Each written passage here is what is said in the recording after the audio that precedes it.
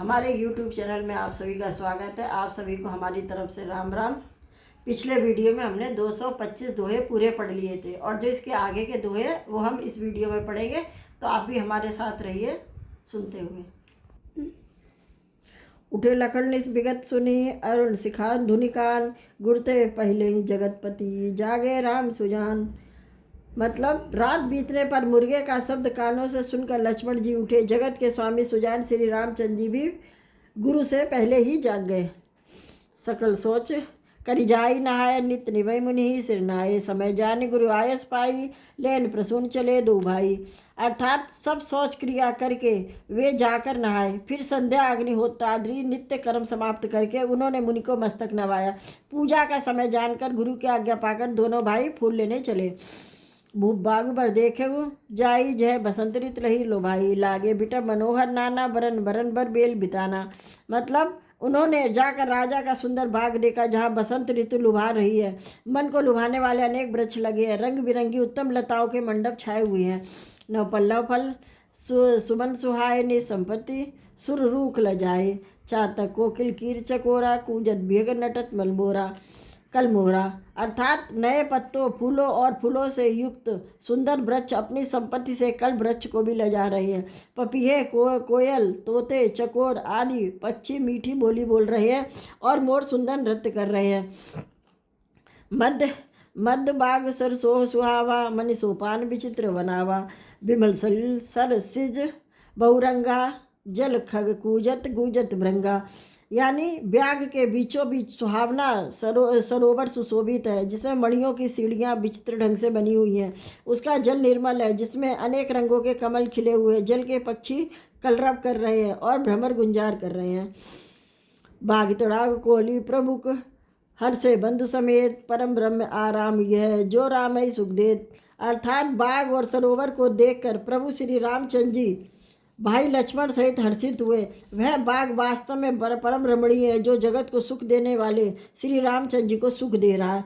चौ दिस चितई पूछ माली गल, लगे लेर देन फल मुदित मन, तई अवसर सीता तह आई, गिरजा पूजन जैन पठाई। मतलब चारों ओर दृष्टि डालकर और मालियों से पूछकर वे प्रसन्न मन से पत्र पुष्प लेने लगे। उसी समय सीता जी वहाँ आई। माता ने उन्हें गिरजा यानी पार्वती जी की पूजा करने के लिए भेजा था। संग सखी सब सुबह सयानी, गावे गीत मनोहर बानी, सर समीप गिर जागृह शोभा, सोहा बर न जाय देख मनमोहा। साथ में सब सुंदरी और सयानी सखियाँ जो मनोहर वाणी से गीत गा रही हैं। सरोवर के पास गिरजा जी का बहुत सुंदर सुशोभित मंदिर है, जिसका वर्णन नहीं किया जा सकता, देखकर मन मोहित हो जाता है। भंजन कर सर सखन समेता, गए मुदित मन गौर निकेता, पूजा की न अधिकन रागा, निजन रूप सुभग भरमागा। मतलब सखियों सहित सरोवर में स्नान करके सीता जी प्रसन्न मन से गिरजा जी के मंदिर में गई। उन्होंने बड़े प्रेम से पूजा की और अपने योग्य सुंदर वर मांगा। एक सखी से संग बिहाई, गई रही देखन फुलवाई, ते दो बंद विलो के जाई, प्रेम विवश सीता पहियाई। अर्थात एक सखी सीता जी का हाथ छोड़कर फुलवाड़ी देखने चली गई थी। उसने जाकर दोनों भाइयों को देखा और प्रेम में विहल होकर सीता जी के पास में आ गई। तासु दशा देखी सखिन, पुलक घात जल नैन, कऊ कारण निज हरस कर, पूछे समृद्ध बैन। अर्थात सखियों ने उसकी दशा देखी, उसका शरीर पुलकित है और नेत्रों में जल भरा है। सब कोमल वाणी से पूछने लगे कि अपनी प्रसन्नता का कारण बता। देखन बाग को अर्दोई आए, भय किशोर सब भास सुहाए, श्याम कौर किम कहो बखाने, गिरि अनयन बिनबानी। यानी उसने कहा, दो राजकुमार बाग देखने आए हैं, किशोर अवस्था के हैं, सब प्रकार से सुंदर हैं। वे सांवले और गोरे रंग के हैं। उनके सौंदर्य को मैं कैसे बखान कर कहूँ। वाणी बिना नेत्र की है और नेत्रों के वाणी नहीं है। सुनि हर्षी सब सखी सयानी, सिय अति उत्कंठा जानी, यह कहीं डर सुते आली, सुनि जय मुनि संग आए काली।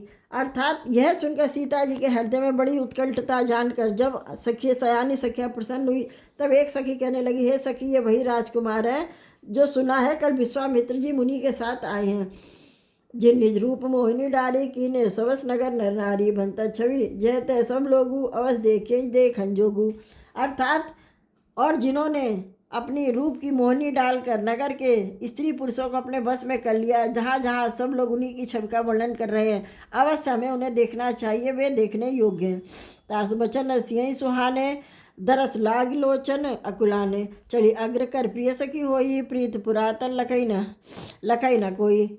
यानी उसके वचन सीता जी को अत्यंत ही प्रिय लगे और दर्शन के लिए उनके नेत्र कला उठे। उसी प्यारी सखी को आगे करके सीता जी चली। पुरानी प्रीति को कोई लख नहीं पाता। सुमिर सिय नारद बचन, उपजी प्रीत पुनि, चकित बिलोकर सकल देसी। जन शिशु मृगी सभीत। यानी नारद जी के वचनों का स्मरण करके सीता जी के मन में पवित्र प्रीति उत्पन्न हुई। वे चकित होकर सब लोग देख रही थी, सब और देख रही थी, मानो डरी हुई मृग छोनी इधर उधर देख रही हूँ। कंकन किंकिन नुपुर धुनि सुनी, कहत लखन सम राम हृदय गुनी मानो। वृंदन दुदुम विदीनी, मनसा विश्व विजय कह कीनी।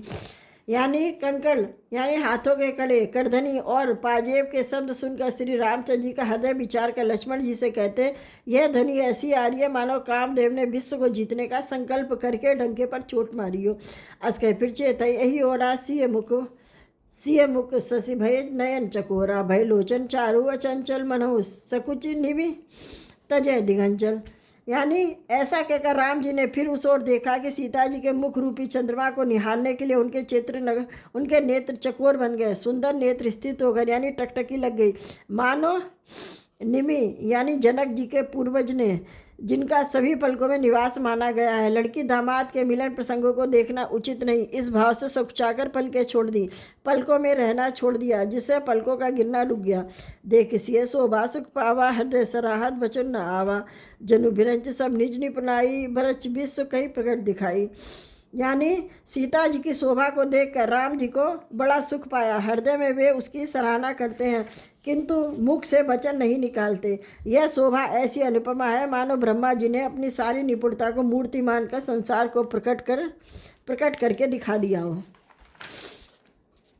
सुंदरता को सुंदर करही, छवि दीप सिखा जनु भरही, सब उपमा कवि करे जुठारी, कह पटतरो विदेह कुमारी।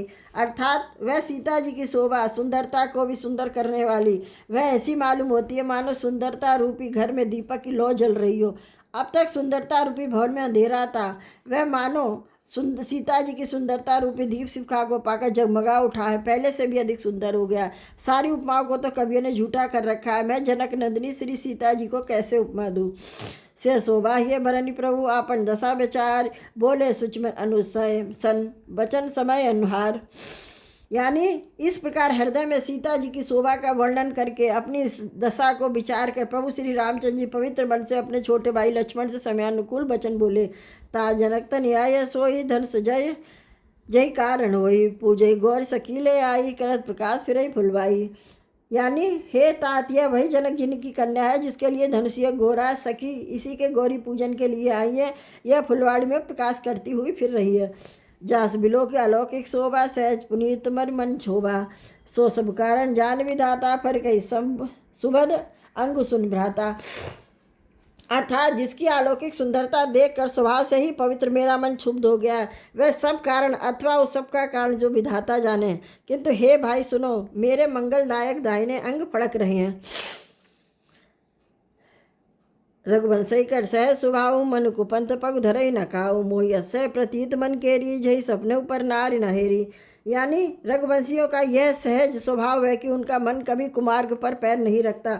मुझे तो अपने मन का अत्यंत ही विश्वास है कि जिसने स्वप्न में भी पराई स्त्री पर दृष्टि नहीं डाली है, जिनके लहे न रिपुरन पीठी, नहीं पावई पड़ती है मन उठीटी, मंगल लहे न जिनके नाही, ते नरवर थोरे जगमाई। अर्थात रण में शत्रु जिनकी पीठ नहीं देख पाते, अर्थात जो लड़ाई के मैदान से भागते नहीं हैं, पराई स्त्रियां जिनके मन और दृष्टि को नहीं खींच पाती हैं, और भिखारी जिनके यहाँ ना ही नहीं पाते हैं, खाली हाथ नहीं लौटते हैं, ऐसे श्रेष्ठ पुरुष संसार में थोड़े ही हैं।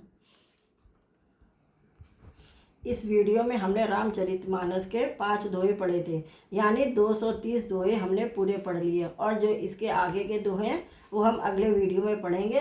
तो आप ज़रूर हमारा वीडियो देखते रहिए, रामचरितमानस का पाठ सुनते रहिए और लाभ उठाते रहिए। इसके लिए आप हमारे चैनल को सब्सक्राइब कीजिए। वैसे भी हम आपको हिंदी में साथ साथ समझाते जा रहे हैं।